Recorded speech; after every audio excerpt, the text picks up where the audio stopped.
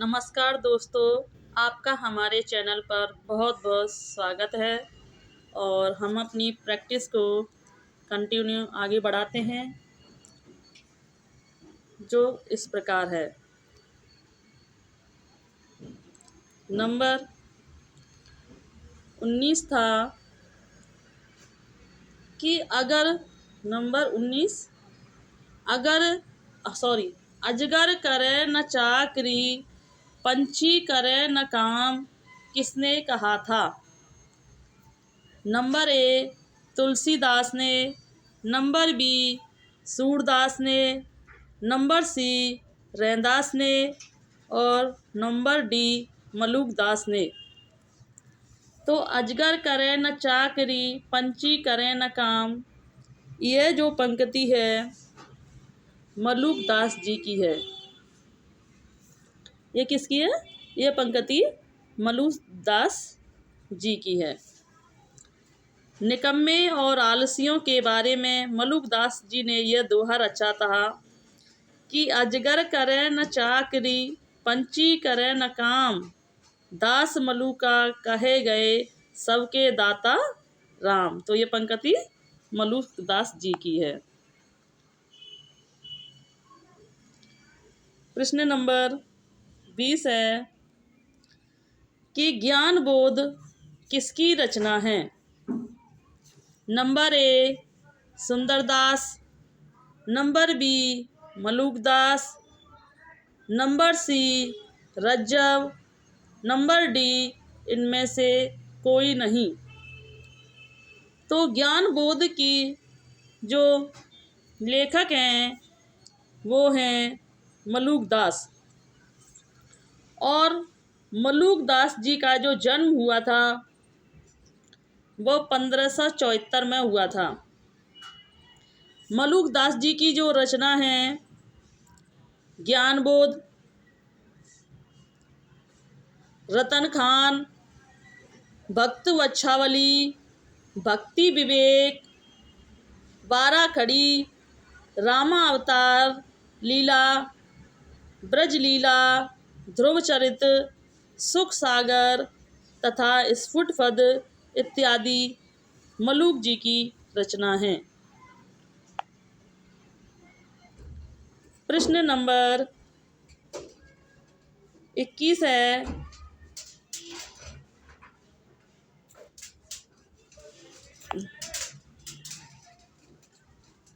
कि भक्ति विवेक निम्नलिखित में से किसकी रचना है?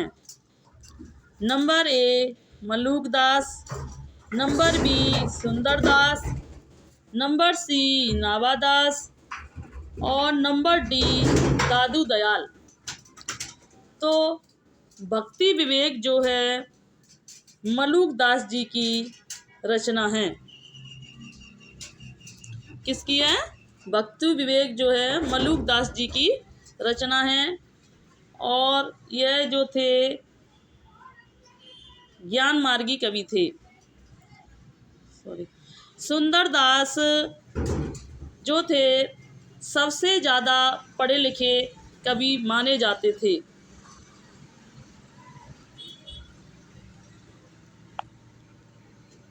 प्रश्न नंबर 22 है रज्जव अली खां के गुरु थे। तो रज्जव अली खां के गुरु नंबर 1 नानक, नंबर 2 दादू दयाल, हाँ, और नंबर 3 मलुकदास, और नंबर 4 धन्ना थे।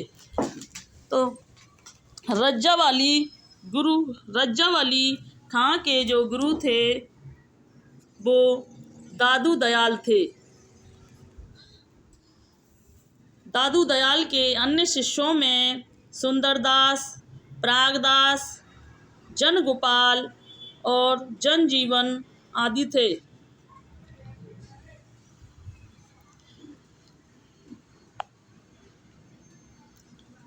प्रश्न नंबर 23 है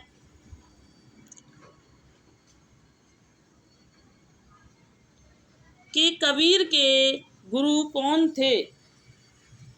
कबीर के गुरु रामचंद्र, राघवानंद, दयानंद या मायानंद थे।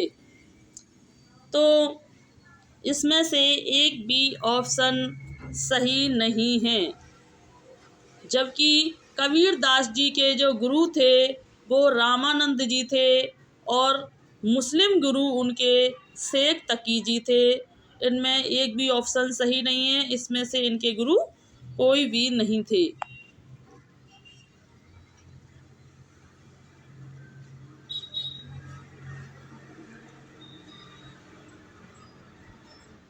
प्रश्न नंबर 24 है कि कबीर के गुरु का नाम क्या है। Number A Ramanand Sagar, number B Raindas, number C Ravidas और नंबर डी रामानंद। तो कबीर के जो गुरु का नाम था वो था रामानंद। और इनके जो मुस्लिम गुरु भी हुआ करते थे वो उनका नाम था शेख तकी। और कबीर जो थे वो ज्ञान मार्गी कवि थे। प्रश्न नंबर 25 है कि कबीर वाणी के डिक्टर थे, यह अभिमत किस आलोचक का है। Number A doctor Ram Kumar Verma, number B doctor Parshuram Chaturvedi, number C doctor Hazari Prasad Dwivedi और नंबर डी आचार्य रामचंद्र शुक्ल। तो कबीर वाणी के डिक्टेटर थे, यह बात हजारी प्रसाद द्विवेदी जी ने कही थी। कबीर की भाषा सदुक्कुड़ी थी, यह बात जो थी रामचंद्र शुक्ल जी ने कही थी।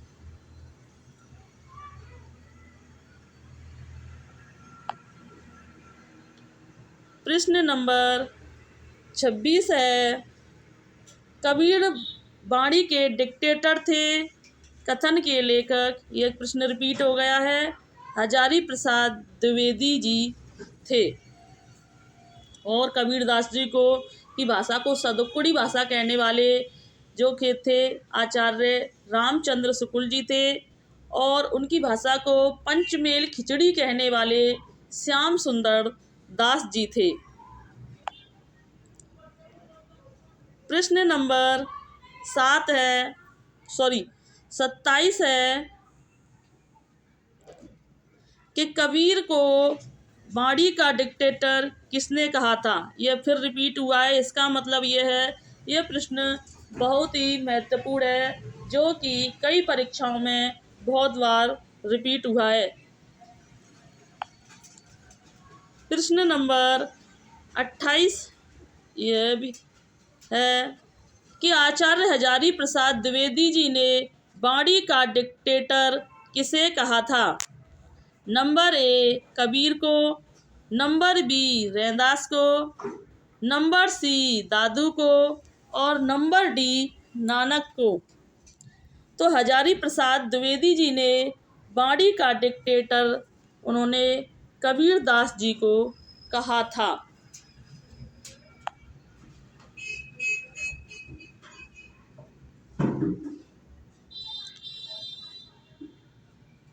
प्रश्न नंबर 29 है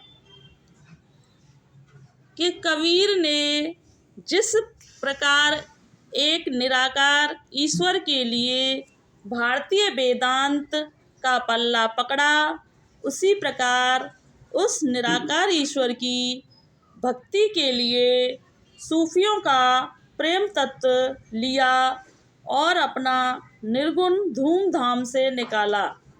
यह कथन किसका है। Number A Acharya Hazari Prasad Dwivedi, number B Namvar Singh, number C Purushottam Agrawal और नंबर डी आचार्य रामचंद्र शुक्ल। तो यह कथन जो था यह आचार्य रामचंद्र शुक्ल जी का था।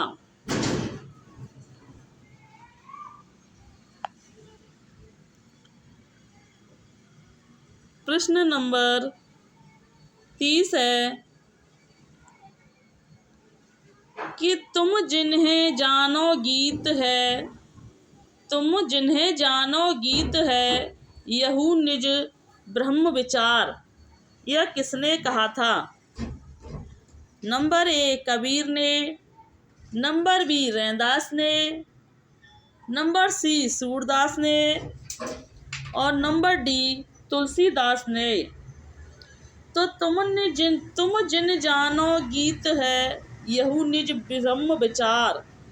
तो यह कहने वाले थे कबीर दास जी थे। कबीर दास एक निर्गुण ज्ञान मार्गी कवि माने जाते हैं। प्रश्न नंबर 31 है कि मसी कागज छुओ नहीं, कलम गई ना हाथ। मसी कागज छुओ नहीं, कलम गई ना हाथ किसके विषय में कहा गया है? नानक जी के विषय में, रैदास के विषय में, कबीर के बारे में या दादू जी के बारे में?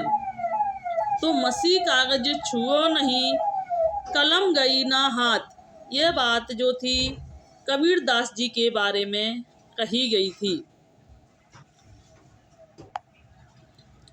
आगे देखते हैं कबीर जी के बारे में कि अक्षर ब्रह्मा के परम साधक कबीर दास सामान्य अक्षर ज्ञान से रहित थे। उन्होंने बड़े स्पष्ट शब्दों में कहा है कि मसी कागज छुओ नहीं, कलम गयो ना हाथ।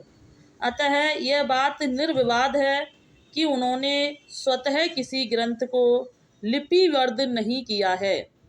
अतः महत्वपूर्ण तथ्य हैं इनके। कबीर की कुछ उक्तियाँ इस प्रकार हैं। तुम जिन जानो गीत है, यहू निज ब्रह्म विचार। मैं कहता हूँ आँखन देखी, तू कहता कागज की लेखी।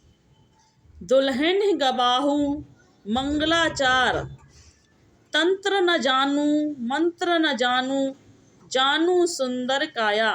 तो यह कबीर दास जी की बहुत महत्वपूर्ण पंक्तियाँ हैं जो अक्सर बहुत बार पूछी जाती हैं।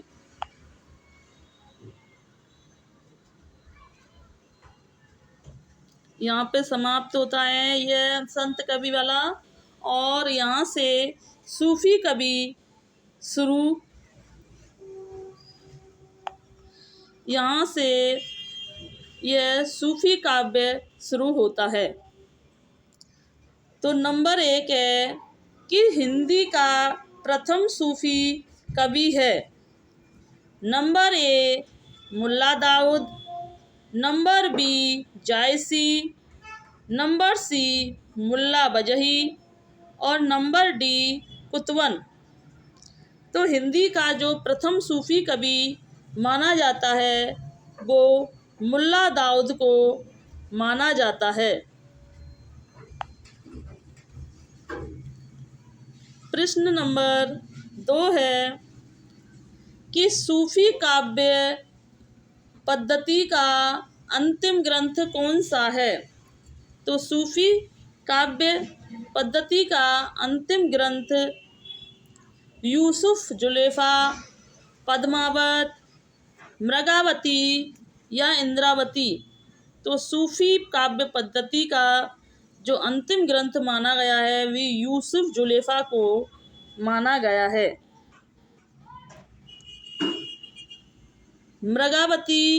मृगावती की रचना कुतवन ने 1503 में की थी।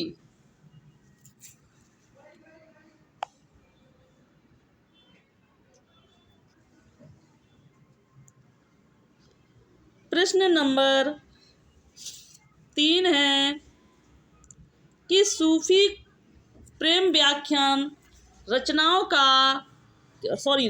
की भाषा कौन सी है? अब number A Awadhi, number B Braj, number C Bundeli, number D Khadi Boli. तो सूफी प्रेम व्याख्यानों की रचना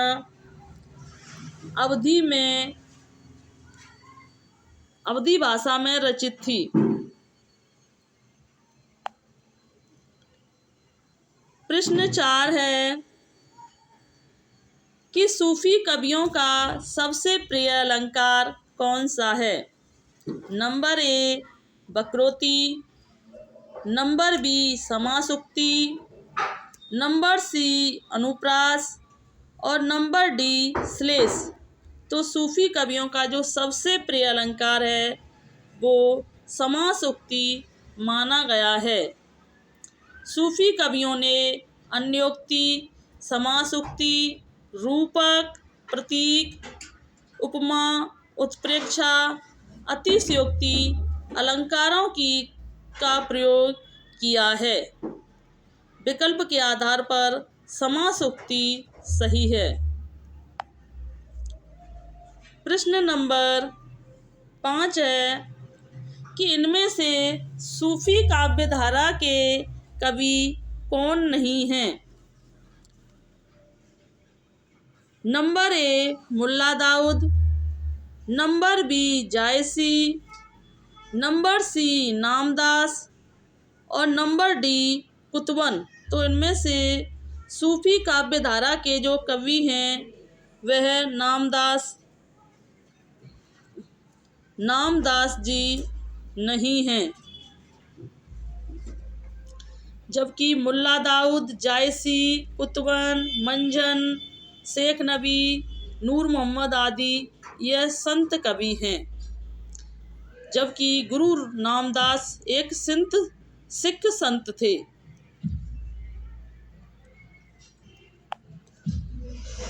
प्रश्न नंबर 6 है कि प्रेम मार्गी कवि नहीं हैं। प्रेम मार्गी कवि नहीं हैं। Number A Surdas, number B Malik Muhammad Jayasi, number C Mulla Daud, number D Manjhan. तो इनमें से प्रेम मार्गी कवि नहीं हैं, सूरदास जी नहीं हैं, क्योंकि सूरदास जी जो थे वो एक कृष्ण शाखा के कवि माने जाते हैं।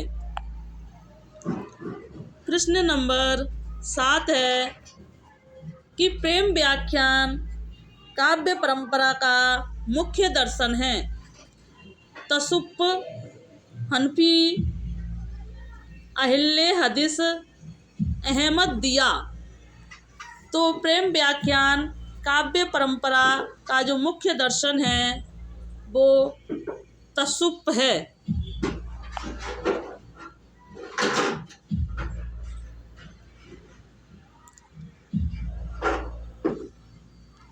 प्रश्न नंबर 8 है अल हक मैं ही ब्रह्मा हूँ यह घोषणा किसकी है? Number A Jayasi, number B Mansur, number C Amir Khusro, number D Kabir. मैं ही ब्रह्मा हूँ यह घोषणा मंसूर की है।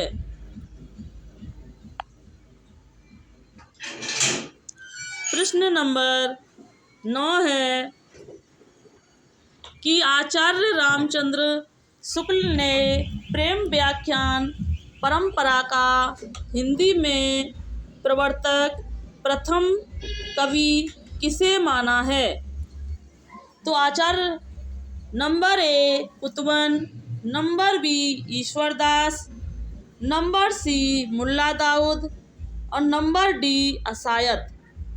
तो आचार्य रामचंद्र शुक्ल जी ने प्रेम व्याख्यान का जो प्रथम या प्रवर्तक कवि जो माना है वो कुतवन को माना है। कुतवन जी ने मृगावती की रचना 1503 ईस्वी में की थी, जो इस प्रकार है कि आचार्य रामचंद्र शुक्ल ने मृगावती 1503 के रचयिता कुतवन को प्रेम व्याख्यान परंपरा का प्रथम कवि माना है। कुतवन कृत मृगावती में नायक राम कुमार तथा नायिका मृगावती के प्रथम दर्शनजन्य प्रेम का निरूपण अत्यंत भावात्मक शैली में हुआ है। अन्य महत्वपूर्ण तथ्य हैं कि भक्ति कालीन की प्रेम व्याख्या परंपरा के ग्रंथ में मृगावती, पद्मावत, मधुमालती, चित्रावली और रतनसार हैं। डॉक्टर हजारी प्रसाद द्विवेदी ने ईश्वरदास की सत्यवती कथा को प्रथम ग्रंथ माना है। डॉक्टर राम कुमार वर्मा ने मुल्ला दाऊद की चंदायान को इस परंपरा का प्रवर्तक माना है।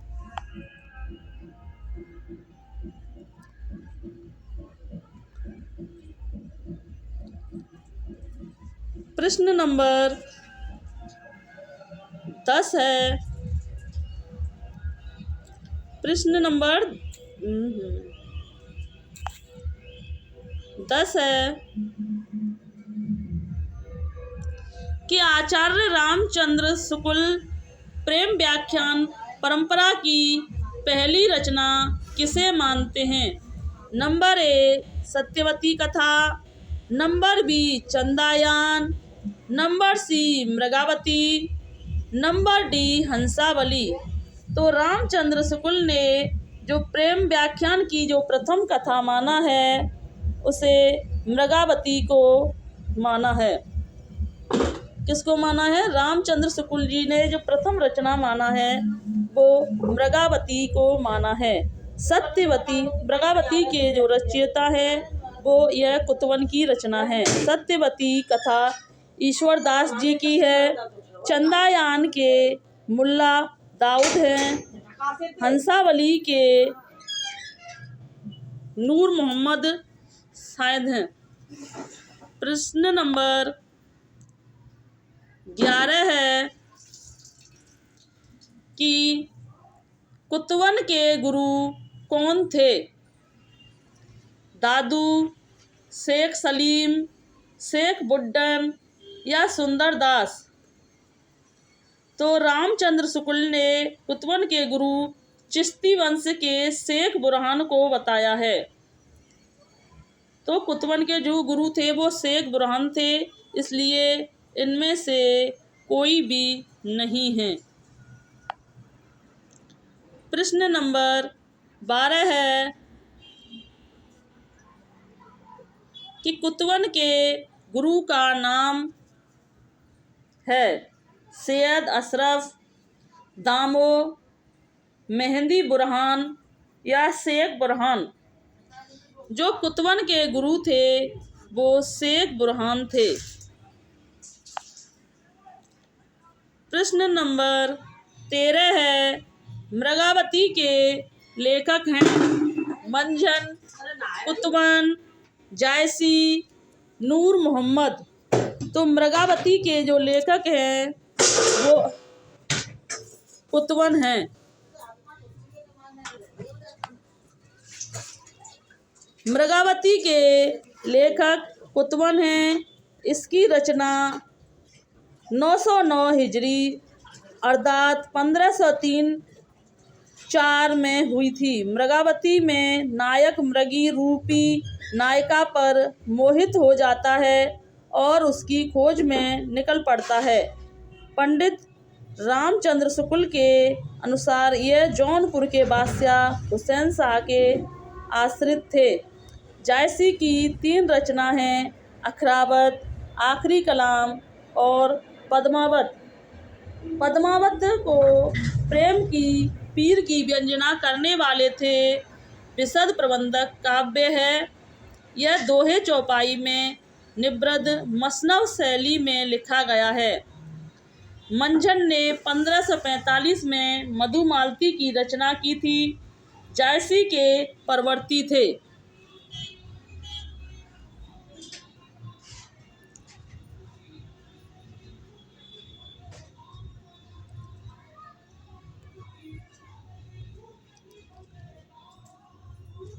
प्रश्न नंबर 14 है कि कुतवन की रचना कौन सी है।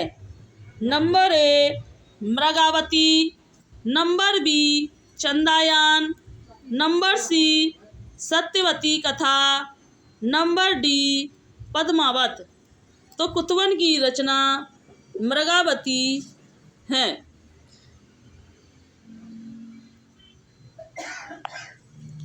प्रश्न नंबर 15 है मुल्ला दाऊद की भाषा है। नंबर ए पश्चिमी परंपरा से संप्रत शैली, नंबर बी साहित्यिक अवधि, नंबर सी पहाड़ी मिश्रित अवधि, नंबर डी ठेठ अवधि। तो मुल्ला दाऊद की जो भाषा थी वो ठेठ अवधि थी। प्रश्न नंबर 16 है कि इनमें से जायसी की कौन सी रचना नहीं है। नंबर ए आखिरी Kalam, number B Akhravat, number 3 Padmaavat और नंबर डी चित्रावली। तो इनमें से जो जायसी की रचना नहीं है वो चित्रावली नहीं है, क्योंकि चित्रावली उस्मान जी की रचना है, जबकि आखिरी कलाम, अखरावत और पद्मावत यह जायसी की प्रमुख रचनाएं मानी जाती हैं। प्रश्न नंबर 17 है कि कौन सी रचना जायसी कृत नहीं है। Number A Madhumalati, number B Padmavat, number C Akhravat और नंबर डी आखिरी कलाम। तो जायसी कृत जो रचना नहीं है वो मधुमालती नहीं है। मधुमालती रचना नहीं मानी जाती। पद्मावत, अखरावत और आखिरी कलाम जो हैं वो जायसी कृत रचना हैं। प्रश्न नंबर 18 है मधुमालती के रचनाकार हैं मंझन, कुतवन, जायसी या मुल्ला दाऊद। तो मधुमालती के जो रचनाकार हैं वो मंझन हैं, जिन्होंने इसकी रचना 1545 ईस्वी में की थी, जो कि अवधी भाषा में रचित है। कुतवन के हैं की रचना मृगावती है, जायसी की पद्मावत, अखरावत और आखिरी कलाम है, और मुल्ला दाऊद जी की जो रचना है वो चंदायन को माना जाता है।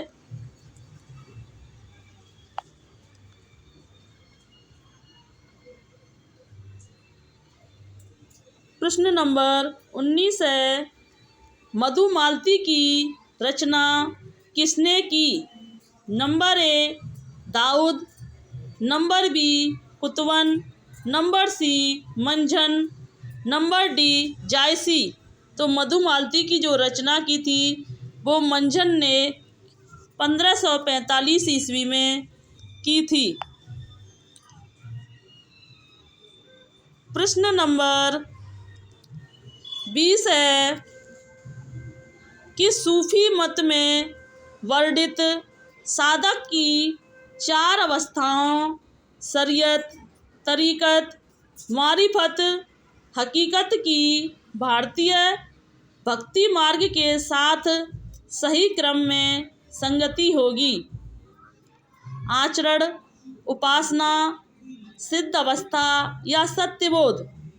सत्यबोध, आचरण, उपासना, सिद्ध अवस्था। आचरण, उपासना, सत्यबोध या सिद्ध अवस्था। सत्य, बोध, उपासना, आचरण या सिद्ध अवस्था। तो इसका क्रम है, पहले आता है आचरण, उपासना, सिद्ध अवस्था और सत्यबोध।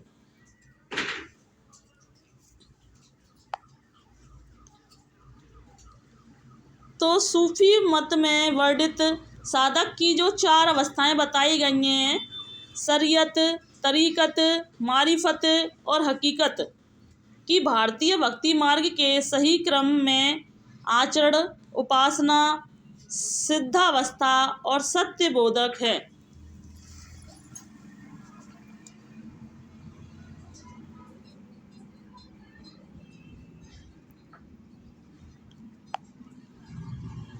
प्रश्न नंबर 21 है कि साधना की 4 अवस्थाएं शरीयत, तरीकत, मारिफत और हकीकत का संबंध है।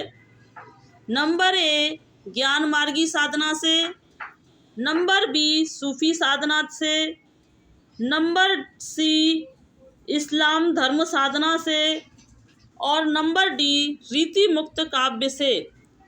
तो साधना की जो 4 अवस्थाएं हैं उनका संबंध सूफी साधना से है। प्रश्न नंबर 22 है कि भक्तिकालीन सूफी काव्य धारा की विशेषताओं के संदर्भ में निम्नलिखित में से एक विशेषता गलत है, उस गलत विशेषता को चुनिए। तो नंबर ए है, इस काव्य धारा के सभी कवि मुसलमान थे।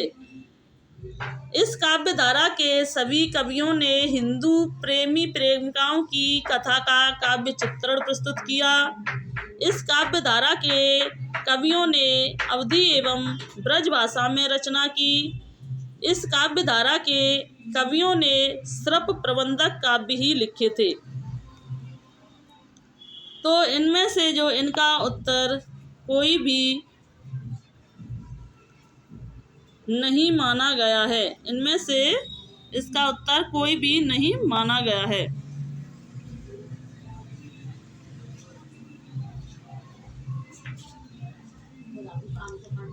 प्रश्न नंबर 23 है, जायसी किस धारा के कवि हैं? ज्ञान मार्गी काव्य धारा, प्रेम व्याख्यान काव्य धारा, नाथपंथी काव्य धारा या रसक काव्य धारा। जो जायसी जो है वो प्रेम व्याख्यान काव्य धारा के कवि माने गए हैं, जिन्होंने अखरावत, पद्मावत और आखिरी कलाम की रचना की थी।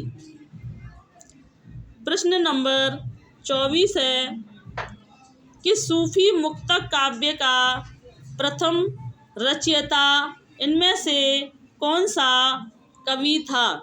मुल्ला दाऊद, अमीर खुसरो, शेख फरीद या कुतुबन। तो सूफी मुक्तक काव्य का जो प्रथम रचना है वो रचयिता है वो अमीर खुसरो को माना गया है। अमीर खुसरो खड़ी बोली के प्रथम कवि माने जाते हैं। डॉक्टर राम कुमार वर्मा ने इन्हें अवधी का प्रथम कवि माना है और यह मुकरियाँ और लिखने वाले थे। अमीर खुसरो को अब्दुल हसन के नाम से और हिंदुस्तान की तूती नाम से भी जाना जाता है। प्रश्न नंबर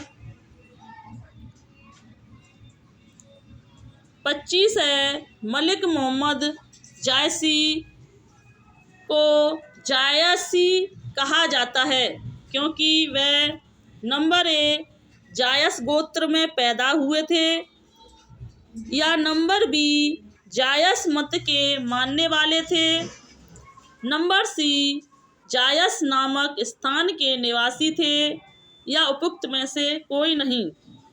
तो मलिक मोहम्मद जायसी को जायसी इसलिए कहा जाता था क्योंकि वह जायस नामक स्थान के निवासी थे।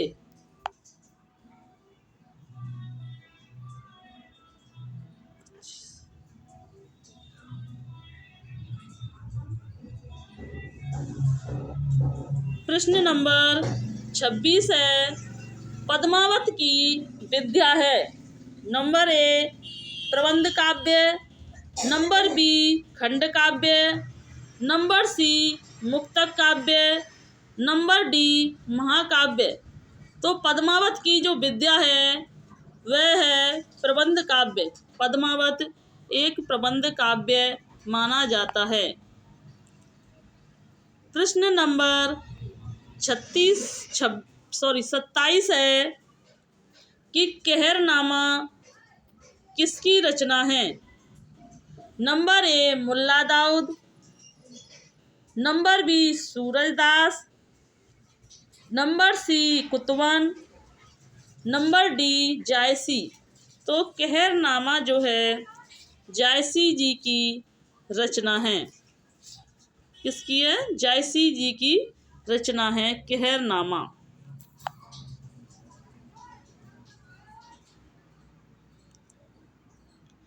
इनमें प्रमुख प्रतीक होते हैं नायक और उनके प्रतीक हैं।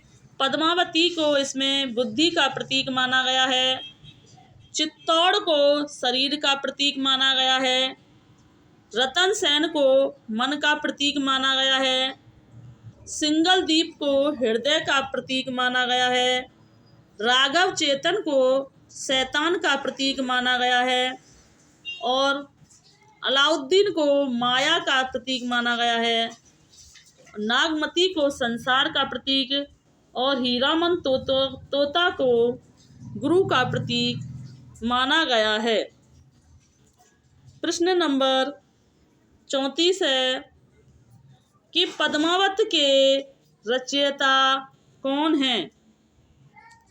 तो पद्मावत के रचयिता मुल्ला दाऊद, जायसी, कुतवन या मंजन हैं।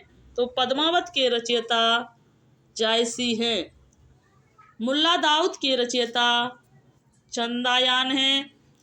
कुतवन के रचयिता मृगावती हैं।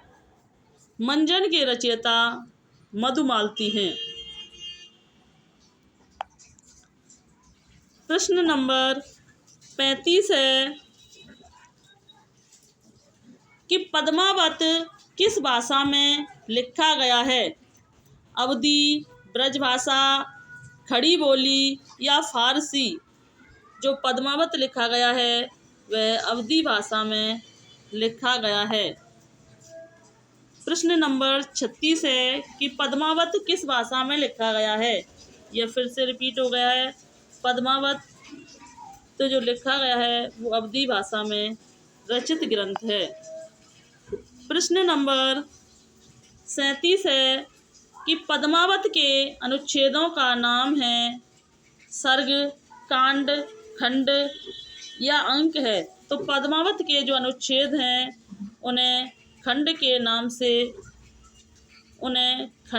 नाम से जाना जाता है।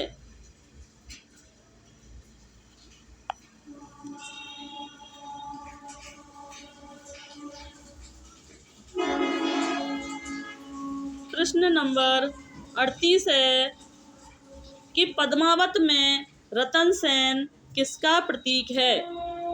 तो पद्मावत में रतन सेन मन का प्रतीक है।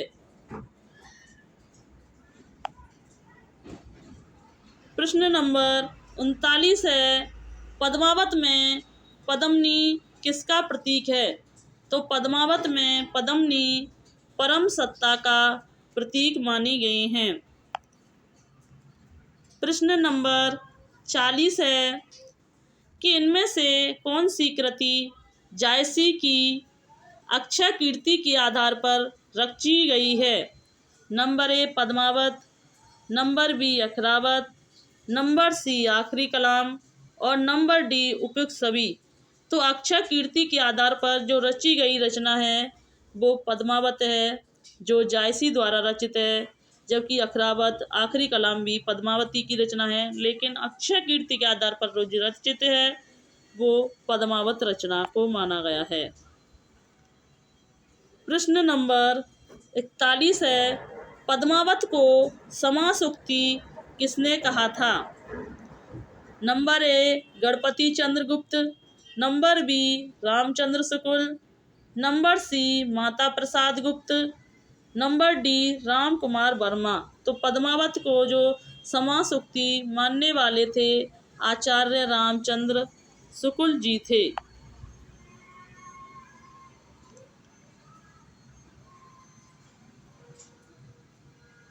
प्रश्न नंबर 42 है कि छार उठाए लीनी एक मुट्ठी, दीनी उड़ाए प्रमिथि झूठी। यह पंक्ति किस ग्रंथ से ली गई है? Number 1 Padmavat, number B Chandayan, number C Akhiri Kalam, number D Ramcharitmanas. तो ये पंक्ति ली गई है रामचरितमानस से ली गई है। प्रश्न नंबर 43 है कि किस कवि ने सिर्फ अवधी भाषा में ही रचना की थी? कबीर, सूरदास, तुलसीदास या जायसी? तो जायसी ऐसे कवि थे जिन्होंने केवल अवधी में ही रचना की थी, जबकि तुलसीदास जी ने अवधी और ब्रज भाषा दोनों में ही रचना की थी, जबकि सूर ने ब्रज भाषा में ही रचना की थी और कबीर ने तो लगभग सभी भाषाओं का मिश्रण किया है। प्रश्न नंबर 44 है कि चित्रावली किसकी रचना है?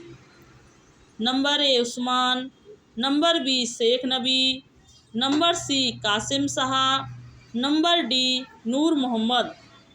तो चित्रावली जो है वो उस्मान जी की रचना माना गया है।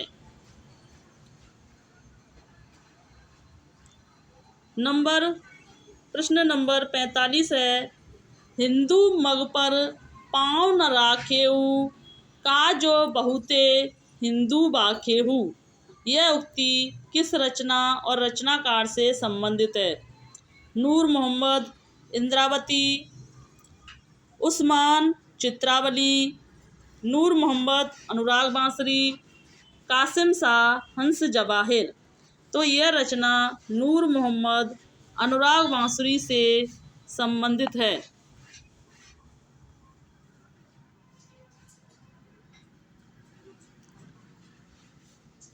प्रश्न नंबर 46 है कि हिंदी भाषा में रचना करने पर किस सूफी कवि को मुसलमानों का उपालंब सुनने को मिला था?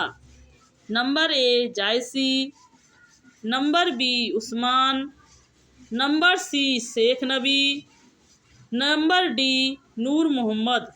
तो हिंदी भाषा में जो रचना करने पर जो मुसलमानों का औलाना मिला था वो नूर मोहम्मद जी को मिला था। प्रश्न नंबर 47 है कि सूफी काव्य परंपरा का एक ग्रंथ है इंद्रावती, इसके रचनाकार थे। Number A Jayasi, number B Qasim Shah, number C Manjhan, number D Noor Mohammad. तो सूफी काव्य परंपरा का जो ग्रंथ था वो नूर मोहम्मद था। आज हम इस क्लास को यहीं विराम देते हैं और इसमें आज हमने संपूर्ण सूफी काव्य को समाप्त कर दिया है। आगे हम राम काव्य स्टार्ट करने वाले हैं। अगर आपको हमारी ये वीडियो अच्छी लगी हो तो इसे लाइक करें, सब्सक्राइब करें एंड शेयर करें और कमेंट करके बताएं कि हमारी ये वीडियो कैसी रही, जिससे कि हम आगे इसके आगे के भागों को लेके आ सकें। धन्यवाद।